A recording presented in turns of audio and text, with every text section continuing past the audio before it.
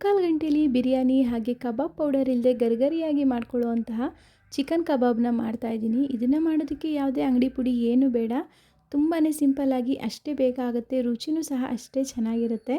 ಮೊದಲಿಗೆ ನಾನಿಲ್ಲಿ ಕಬಾಬ್ನ ಮಾಡ್ಕೊಳ್ತಾ ಇದ್ದೀನಿ, ಯಾಕೆಂದರೆ ಕಬಾಬ್ ನೆನೆಸೋಷ್ಟರಲ್ಲಿ ಬಿರಿಯಾನಿನ ಮಾಡ್ಕೋಬೋದು ಅಂತ. ನಾನಿಲ್ಲಿ ಒಂದು 25 ಆಗೋಷ್ಟು ಬ್ಯಾಡಗೆ ಮೆಣಸಿನ್ಕಾಯಿನ ಬಿಸಿನೀರಿಗೆ ಹಾಕಿ ನೆನೆಸಿಟ್ಕೊಂಡಿದ್ದೆ. ಈಗ ಮಿಕ್ಸರ್ ಜಾರ್ಗೆ 1-2 ಇಂಚ್ ಆಗೋಷ್ಟು ಶುಂಠಿ, 1 ಇಡಿ ಆಗೋಷ್ಟು ಬೆಳ್ಳುಳ್ಳಿ, 4 ಹಸಿಮೆಣಸಿನ್ಕಾಯಿನ ಹಾಕ್ಕೊಂಡಿದ್ದೀನಿ. ನಂತರ ಒಂದು ಸ್ವಲ್ಪ ಕೊತ್ತಂಬರಿ ಸೊಪ್ಪನ್ನು ಸಹ ಸೇರಿಸ್ಕೋಬೇಕು. ತುಂಬ ಜಾಸ್ತಿ ಸೇರಿಸ್ಕೋಬಾರ್ದು, ಸ್ವಲ್ಪ ಪ್ರಮಾಣದಲ್ಲಿ ಕೊತ್ತಂಬರಿ ಸೊಪ್ಪು ಮತ್ತು ಪುದೀನ ಸೊಪ್ಪನ್ನು ಸೇರಿಸ್ಕೋಬೇಕಾಗತ್ತೆ. ಇದನ್ನೆಲ್ಲ ಸೇರಿಸ್ಕೊಂಡ್ಮೇಲೆ ನಾನಿಲ್ಲಿ 1 ಚಕ್ಕೆ ಹಾಗೆ 2 ಲವಂಗನ ಹಾಕ್ಕೊಳ್ತಾ ಇದ್ದೀನಿ. ಮೊದಲೇ ಹೇಳ್ದಂಗೆ ಯಾವುದೇ ಕಬಾಬ್ ಪೌಡರ್ ಬಳಸದೇ ಇರೋದ್ರಿಂದ ಸ್ವಲ್ಪ ಚಕ್ಕೆ ಲವಂಗನೂ ಸಹ ಸೇರಿಸ್ಕೋಬೇಕು. ನಂತರ ಅರ್ಧ ಟೀ ಸ್ಪೂನ್ ಆಗುವಷ್ಟು ಜೀರಿಗೆನ ಹಾಕ್ಕೊಂಡಿದ್ದೀನಿ. ಇದ್ರ ಜೊತೆಗೆ 1 ಟೀ ಸ್ಪೂನ್ ಆಗುವಷ್ಟು ಮೆಣಸು ಕಾಳನ್ನು ಸಹ ಸೇರಿಸ್ಕೊಳ್ತಾ ಇದ್ದೀನಿ. ಈಗ ನೆನೆಸಿಟ್ಟಿದಂತಹ ಬ್ಯಾಡಗೆ ಮೆಣಸಿನ್ಕಾಯಿನ ಇದಕ್ಕೆ ಸೇರಿಸ್ಕೋಬೇಕು. ಬ್ಯಾಡಗೆ ಮೆಣಸಿನ್ಕಾಯಿ ಸೇರಿಸೋದ್ರಿಂದ ನ್ಯಾಚುರಲ್ಲಾಗಿ ನಮಗೆ ಕಬಾಬ್ ಕೆಂಪು ಕಲರಲ್ಲಿ ಬರುತ್ತೆ, ಹಾಗೆ ಟೇಸ್ಟು ಸಹ ಚೆನ್ನಾಗಿ ಬರುತ್ತೆ. ಇದಕ್ಕೆ ಸ್ವಲ್ಪ ನೀರನ್ನು ಸೇರಿಸಿ ಈ ರೀತಿಯಾಗಿ ರುಬ್ಕೊಂಡಿದ್ದೀನಿ. ತುಂಬ ಫೈನಾಗಿ ರುಬ್ಕೋಬಾರ್ದು, ಸ್ವಲ್ಪ ಈ ರೀತಿ ಕೋರ್ಸಾಗಿರಬೇಕು. ರುಬ್ಬಿರುವಂತಹ ಮಸಾಲೆನ ನಾನು 3/4 kg ಆಗೋಷ್ಟು ಚಿಕನ್ಗೆ ಸೇರಿಸ್ಕೊಂಡಿದ್ದೀನಿ. ನಾವು ಹಾಕಿರುವಂತಹ ಮಸಾಲೆ ಎಣ್ಣೆಲಿ ಬಿಡಬಾರ್ದು, ಹಾಗೆ ಕಬಾಬು ಗರಿಗರಿಯಾಗಿ ಬರಬೇಕಲ್ವಾ, ಅದಕ್ಕೋಸ್ಕರ ನಾನಿಲ್ಲಿ 2 ಸ್ಪೂನ್ ಆಗೋಷ್ಟು ಕಾರ್ನ್ಫ್ಲೋರನ್ನು ಹಾಕ್ಕೊಂಡಿದ್ದೀನಿ. ಈಗ ಇದಕ್ಕೆ 2 ಸ್ಪೂನ್ ಆಗೋಷ್ಟು ಮೈದಾ ಹಿಟ್ಟನ್ನು ಹಾಕ್ಕೊಂಡಿದ್ದೀನಿ. ಜೊತೆಗೆ 1 ಸ್ಪೂನ್ ಆಗೋಷ್ಟು ಧನಿಯಾ ಪುಡಿನ ಹಾಕ್ಕೊಳ್ತಾ ಇದ್ದೀನಿ. ಮನೇಲೇನಾದರೂ ಧನಿಯಾ ಬೀಜ ಇದ್ದರೆ ರುಬ್ಬೇಕಾದ್ರೇ ಧನಿಯಾ ಬೀಜನೂ ಸೇರಿಸಿ, ಅಂದರೆ ಸ್ವಲ್ಪ ಧನಿಯಾ ಬೀಜನ ಹುರಿದುಬಿಟ್ಟು ನಂತರ ಸೇರಿಸಿ ರುಬ್ಕೋಬೋದು. ರುಚಿಗೆ ಎಷ್ಟು ಬೇಕಾಗುತ್ತೆ ಅಷ್ಟು ಉಪ್ಪು, 1/4 ಟೀ ಸ್ಪೂನ್ ಆಗೋಷ್ಟು ಅರಿಶಿನ ಹಾಕ್ಕೊಂಡು, 1 ಮೊಟ್ಟೆನ ಒಡೆದು ಹಾಕ್ಕೊಂಡು, 1 ನಿಂಬೆಹಣ್ಣಿನ ರಸನ ಸೇರಿಸ್ಕೊಳ್ತಾ ಇದ್ದೀನಿ. ಮೊಟ್ಟೆ ಹಾಕೋದ್ರಿಂದ ಬೈಂಡಿಂಗ್ ಚೆನ್ನಾಗಿ ಬರುತ್ತೆ, ಅಂದರೆ ಮಸಾಲೆಗಳು ಪೀಸ್ಗೆ ಚೆನ್ನಾಗಿ ಅಂಟ್ಕೊಳ್ಳುತ್ತೆ ಅಂತ ಮೊಟ್ಟೆನ ಹಾಕ್ಕೋಬೇಕು. ಈಗ ಇದನ್ನು ಚೆನ್ನಾಗಿ ಮಿಕ್ಸ್ ಮಾಡ್ಕೋಬೇಕು. ನಾವು ಹಾಕಿರುವಂತಹ ಒಂದೊಂದು ಮಸಾಲೆನೂ ಸಹ ಚಿಕನ್ಗೆ ಪೂರ್ತಿಯಾಗಿ ಮಿಕ್ಸ್ ಆಗಬೇಕು. ಆ ರೀತಿ ಇದನ್ನು ಮಿಕ್ಸ್ ಮಾಡಿಕೊಂಡು 1 ಗಂಟೆಗಳ ಕಾಲ ನೆನೆಯೋದಕ್ಕೆ ಬಿಡ್ತಾಯಿದ್ದೀನಿ. ಮನೇಲೇ ಮಸಾಲೆ ಎಲ್ಲ ಹಾಕಿ ಮಾಡಿರೋದ್ರಿಂದ 1 ಗಂಟೆ ನೆನೆಸ್ಬೇಕಂತ ಇಲ್ಲ, ಇಮಿಡಿಯೇಟಾಗಿ ಮಾಡ್ಕೋಬೋದು. ನಾನಿಲ್ಲಿ ಬಿರಿಯಾನಿ ಆಗೋ ತನಕ ನೆನೆಸೋದಕ್ಕೆ ಇಡ್ತಾಯಿದ್ದೀನಿ ಅಷ್ಟೇ. ಈಗ ಬಿರಿಯಾನಿ ಮಾಡ್ಕೊಳ್ಳೋದಕ್ಕೆ ಮಸಾಲೆ ಮಾಡ್ಕೊಳ್ತಾ ಇದ್ದೀನಿ. ಮಿಕ್ಸರ್ ಜಾರ್ಗೆ 1 ಸ್ಪೂನ್ ಆಗೋಷ್ಟು ಮೆಣಸುಕಾಳು, 1 ಇಡಿ ಆಗೋಷ್ಟು ಬೆಳ್ಳುಳ್ಳಿ, 1 ಇಂಚ್ ಆಗೋಷ್ಟು ಶುಂಠಿ, 3 ಹಸಿಮೆಣಸಿನ್ಕಾಯಿ, ಒಂದು ಸ್ವಲ್ಪ ಪುದೀನ ಸೊಪ್ಪು ಹಾಗೆ ಒಂದು ಸ್ವಲ್ಪ ಕೊತ್ತಂಬರಿ ಸೊಪ್ಪನ್ನು ಹಾಕ್ಕೊಂಡಿದ್ದೀನಿ. ನಾನು ಚಿಲ್ಲಿ ಪೌಡರ್ನೂ ಸೇರಿಸೋದ್ರಿಂದ ಹಸಿಮೆಣಸಿನ್ಕಾಯಿನ ಸ್ವಲ್ಪ ಪ್ರಮಾಣದಲ್ಲಿ ಹಾಕ್ಕೊಂಡಿದ್ದೀನಿ. ಇದಕ್ಕೆ 1 ಕಟ್ ಮಾಡಿರುವಂತಹ ಈರುಳ್ಳಿನ ಹಾಕ್ಕೋಬೇಕು. ರುಬ್ಬೋದಕ್ಕೆ ಎಷ್ಟು ಬೇಕೋ ಅಷ್ಟು ನೀರನ್ನು ಸೇರಿಸ್ಕೊಂಡು ಇದನ್ನು ನುಣ್ಣಗೆ ಪೇಸ್ಟ್ ಮಾಡ್ಕೋಬೇಕು. ಚಕ್ಕೆ ಲವಂಗ ಅದೆಲ್ಲ ಏನೂ ಸೇರಿಸೋದು ಬೇಡ, ಇದಿಷ್ಟೇ ಮಸಾಲೆ. ಇದಿಷ್ಟನ್ನು ರುಬ್ಕೊಂಡು ಒಂದು ಅಗಲವಾಗಿರುವಂತಹ ಪಾತ್ರೆಗೆ 4 ಸ್ಪೂನ್ ಆಗೋಷ್ಟು ಎಣ್ಣೆ, 1 ಸ್ಪೂನ್ ಆಗೋಷ್ಟು ತುಪ್ಪನ ಹಾಕ್ಕೊಂಡಿದ್ದೀನಿ. ತುಪ್ಪ ಎಲ್ಲ ಚೆನ್ನಾಗಿ ಬಿಸಿ ಆದಮೇಲೆ 2 ಚಕ್ಕೆ, 2 ಲವಂಗ, 1 ಮರಾಠಿ ಮೊಗ್ಗು ಹಾಗೆ ಅನಾನಸ್ ಹೂವು, ಒಂದು 4-5 ಬಿರಿಯಾನಿ ಎಲೆಗಳನ್ನ ಹಾಕ್ಕೊಂಡು ಅದೆಲ್ಲ ಸ್ವಲ್ಪ ಘಮ ಬಂದಮೇಲೆ 4 ಈರುಳ್ಳಿನ ಕಟ್ ಮಾಡಿ ಇಟ್ಕೊಂಡಿದ್ದೆ, ಅದನ್ನು ಸೇರಿಸ್ಕೊಂಡಿದ್ದೀನಿ. ಈರುಳ್ಳಿ ಹಾಕಿದ್ಮೇಲೆ ಆ ಈರುಳ್ಳಿ ಎಲ್ಲ ಚೆನ್ನಾಗಿ ಫ್ರೈ ಆಗಿ ಹಸಿ ವಾಸನೆ ಕಡಿಮೆ ಆಗಬೇಕು, ಅಲ್ಲಿವರೆಗೂ ಇದನ್ನು ಫ್ರೈ ಮಾಡ್ಕೋಬೇಕಾಗತ್ತೆ. ಈರುಳ್ಳಿ ಫ್ರೈ ಆದಮೇಲೆ ಇದಕ್ಕೆ ಒಂದು 5-6 ಆಗೋಷ್ಟು ಹಸಿಮೆಣಸಿನ್ಕಾಯಿನ ಕಟ್ ಮಾಡಿ ಹಾಕ್ಕೊಳ್ತಾ ಇದ್ದೀನಿ. ಜೊತೆಗೆ 2 ಟೊಮೊಟೊನ ಕಟ್ ಮಾಡಿ ಇಟ್ಕೊಂಡಿದ್ದೆ, ಅದನ್ನು ಹಾಕ್ಕೊಂಡಿದ್ದೀನಿ. ಬಿರಿಯಾನಿಗೆ ತುಂಬ ಜಾಸ್ತಿ ಟೊಮೊಟೊ ಹಾಕಿದ್ರೆ ಟೊಮೊಟೊ ಫ್ಲೇವರೇ ಬರುತ್ತೆ, ಹಾಗಾಗಿ ಟೊಮೊಟೊನ ಸ್ವಲ್ಪ ಕಡಿಮೆನೇ ಹಾಕ್ಕೋಬೇಕು. ಈಗ ಟೊಮೊಟೊ ಎಲ್ಲ ಪೂರ್ತಿ ಸಾಫ್ಟ್ ಆಗೋವರೆಗೂ ಹಾಗೆ ಫ್ರೈ ಮಾಡಿಕೊಂಡು, ಸಾಫ್ಟ್ ಆದಮೇಲೆ ಕಟ್ ಮಾಡಿ ತೊಳೆದಿರುವಂತಹ ಚಿಕನ್ನ ಹಾಕ್ಕೊಳ್ತಾ ಇದ್ದೀನಿ. ನಾನಿಲ್ಲಿ 3/4 kg ಆಗೋಷ್ಟು ಚಿಕನ್ನ ಹಾಕ್ಕೊಂಡಿದ್ದೀನಿ. ಅಂದರೆ 3/4 kg ಚಿಕನ್ಗೆ ಯಾವಾಗಲೂ 3/4 kg ಆಗೋಷ್ಟು ಅಕ್ಕಿನ ಸೇರಿಸ್ಕೋಬೇಕು. 2 ಸಹ ಸಮ ಪ್ರಮಾಣದಲ್ಲಿದ್ದರೆ ಚಿಕನ್ ಬಿರಿಯಾನಿ ಚೆನ್ನಾಗಾಗುತ್ತೆ.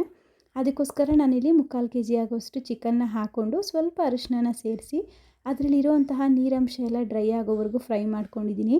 ನೀರಂಶ ಎಲ್ಲ ಡ್ರೈ ಆದಮೇಲೆ ರುಬ್ಬಿಟ್ಟಿದ್ದಂತಹ ಮಸಾಲೆನ ಸೇರಿಸ್ಕೊಂಡು ಅದರಲ್ಲಿರುವಂತಹ ಹಸಿ ವಾಸನೆ ಕಡಿಮೆ ಆಗೋವರೆಗೂ ಫ್ರೈ ಮಾಡ್ಕೊಳ್ತಿದ್ದೀನಿ. ನೀರು ಡ್ರೈ ಆಗೋದಕ್ಕಿಂತ ಮುಂಚೆನೇ ಬೇರೆ ಮಸಾಲೆಗಳನ್ನೆಲ್ಲ ಸೇರಿಸ್ಕೊಂಡ್ಬಿಟ್ರೆ ಆ ಚಿಕನಲ್ಲಿರುವಂತಹ ಸ್ಮೆಲ್ ಹಾಗೇ ಇರುತ್ತೆ, ಅದಕ್ಕೋಸ್ಕರ ನೀರನ್ನು ಪೂರ್ತಿ ಡ್ರೈ ಆಗೋದಕ್ಕೆ ಬಿಡಬೇಕು.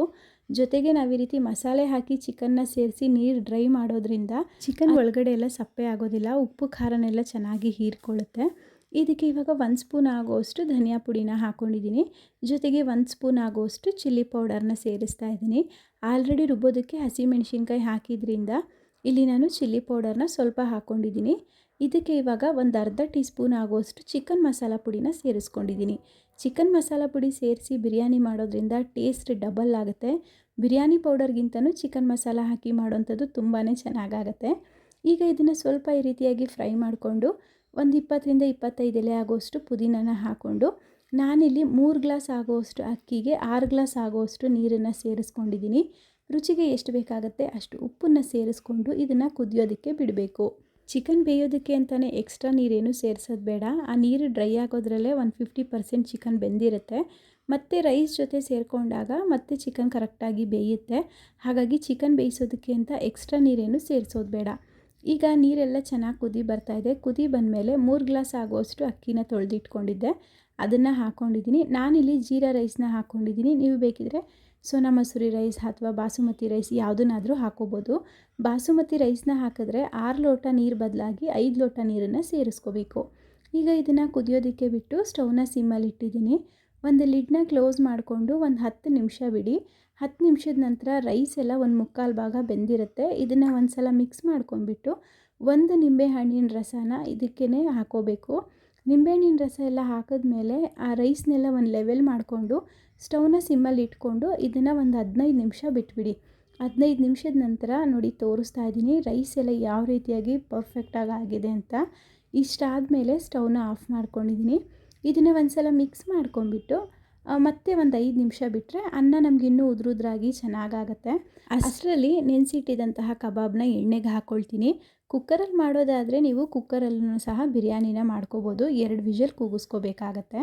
ನೋಡಿ ಈಗ ಚಿಕನ್ ಎಲ್ಲ ಚೆನ್ನಾಗಿ ನೆಂದಿದೆ. ಇದಕ್ಕೆ ಒಂದು ಸ್ವಲ್ಪ ಕರಿಬೇವಿನ ಸೊಪ್ಪನ್ನು ಹಾಕಿ ಈ ರೀತಿ ಮಿಕ್ಸ್ ಮಾಡಿಕೊಂಡು ಕಾದಿರುವಂತಹ ಎಣ್ಣೆಗೆ ಒಂದೊಂದೇ ಕಬಾಬ್ಗಳನ್ನ ಹಾಕಿ ಪೂರ್ತಿ ಕ್ರಿಸ್ಪಿ ಆಗೋವರೆಗೂ ಸಹ ಇದನ್ನು ಡೀಪ್ ಫ್ರೈ ಮಾಡ್ಕೊಳ್ತಾ ಇದ್ದೀನಿ. ಸ್ಟವ್ನ ಮೀಡಿಯಮ್ ಫ್ಲೇಮಲ್ಲಿ ಇಟ್ಕೊಂಡು ಡೀಪ್ ಫ್ರೈ ಮಾಡ್ಕೋಬೇಕು.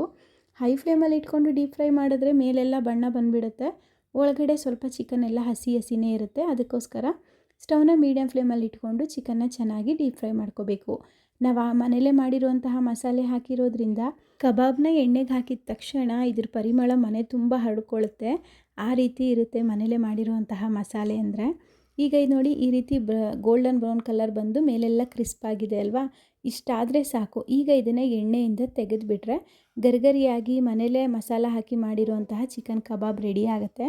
ನಾನಿಲ್ಲಿ ಸ್ವಲ್ಪ ಮೊಸರು ಪಚಡಿ ಮಾಡ್ಕೊಳ್ಳೋದಕ್ಕಾಗಿ ಮೊಸರು ಹಾಗೆ ಸಣ್ಣದಾಗಿ ಕಟ್ ಮಾಡಿರುವಂತಹ ಈರುಳ್ಳಿ, ಸಣ್ಣದಾಗಿ ಕಟ್ ಮಾಡಿರೋ ಸೌತೆಕಾಯಿ, ಸ್ವಲ್ಪ ಕೊತ್ತಂಬರಿ ಸೊಪ್ಪು, ರುಚಿಗೆ ಎಷ್ಟು ಬೇಕೋ ಅಷ್ಟು ಉಪ್ಪನ್ನು ಸೇರಿಸಿ ಮಿಕ್ಸ್ ಮಾಡಿಕೊಂಡು ಮೊಸರು ಪಚಡಿನೂ ಸಹ ರೆಡಿ ಮಾಡ್ಕೊಳ್ತಾ ಇದ್ದೀನಿ. ಇದೆಲ್ಲ ಮಾಡೋಷ್ಟರಲ್ಲಿ ರೈಸ್ ಸಹ ಕರೆಕ್ಟಾಗಿದೆ, ಉದುರುದ್ರಾಗಿ ಚೆನ್ನಾಗಾಗಿದೆ ನೋಡಿ.